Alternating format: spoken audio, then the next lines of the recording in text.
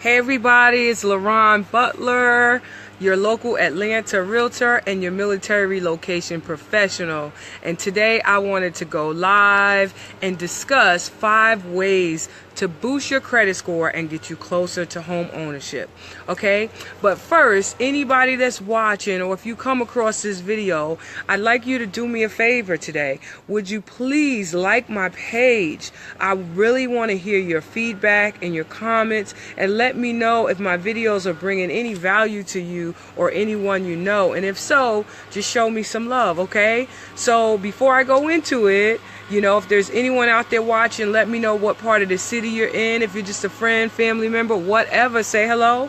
And I'm going to jump right into it. So the first thing we want to do to bring your credit score up, or to boost your credit score and get you closer to home ownership, is to bring all your accounts current. Okay, you want to pay online. You want to set up bill pay possibly, so that your payments are never late. And if you can do it through your own bank. You don't have to do it through the account holder's automatic draft. You want to have control over it, but what you do want to do is get it so that it happens every month at the same day.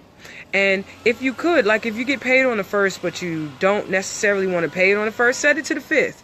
But know that by the 5th your cash deposit should be all in the account, and then make your payments and set them automatically so you never have any additional late payments going forward. So we want to pay down your credit cards, okay? Now, I just want you guys to know, if you have student loans are not as big of a deal unless they are late or behind, okay? So $10,000 in credit card debt is worse than $50,000 in student loans. So don't be afraid to go and get your education or take out those student loans. They're okay, but you must be current. You must be current when dealing with student loans, because in no way, shape, or form will you be able to get a government loan if your student loans are in default or behind.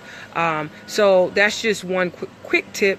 And you want to aim to be below 30%. So most lenders are about 33%, but you still want to shoot lower than that. You want to go for about 30% debt to income ratio, and that's a total of all your debt versus your gross income, okay? And for my vets out there, we talk about this. I talk about this a lot. You have a little bit more leeway, and you can have slightly higher debt to income ratio, a little bit more like 36% versus the 33% that the average conventional loan or homeowner would have.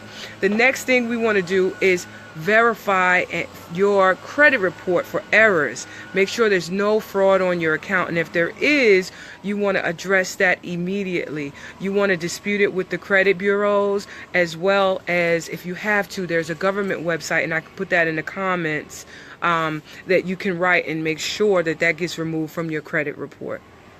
And also, you can go to free sites like Credit Karma, which is one that I love, or you can go to annualcreditreport.com to pull your credit reports. Just know that they're going to ask you some personal questions, your addresses, accounts that you've had in the past. Be prepared to answer those questions.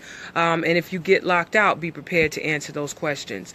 But Credit Karma is a great resource for monitoring 2 out of 3 of your credit reports. So definitely check that out. They've got a mobile app, and you can use it and monitor your credit on a regular basis. Now, keep in mind that there are multiple scoring models. So your credit report, the score that you're going to see on Credit Karma, may not be exactly the same as it would be when a lender is going to actually run your credit. But the real key to using Credit Karma is to monitor your credit and make sure nothing fraudulent pops up on your credit, or no new accounts that you're not aware of, and that you're aware of everything that's actually on your credit report. Now, one other thing you want to do is keep your oldest accounts open. Okay, so if you've got a credit card with Sears, now some accounts will shut down after a certain amount of time, but if you've got like a credit card with your bank and you've paid it off, don't close it. Keep it open, because it shows credit availability, and that works in your benefit. It shows that you're credit worthy and that you don't have high high balances, and that actually helps you lower your debt to income ratio, and it compares as it relates to your credit availability.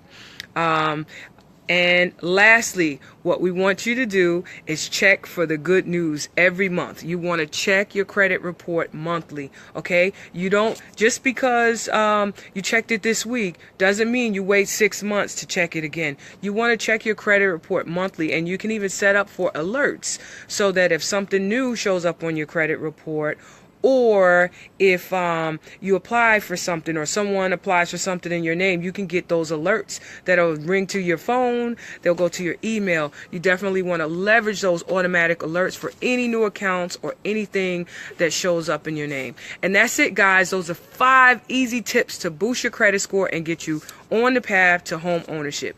If you've got any questions, drop them here for me. And if not, I want to tell everybody to enjoy your weekend, and to please like my page. I would love your feedback and your comments on my videos. And until next time, I'm going to see you in the next video, which would be coming to you soon. All right, take care, guys. I'm LaRon Butler, your local Atlanta realtor and military relocation professional. Out here.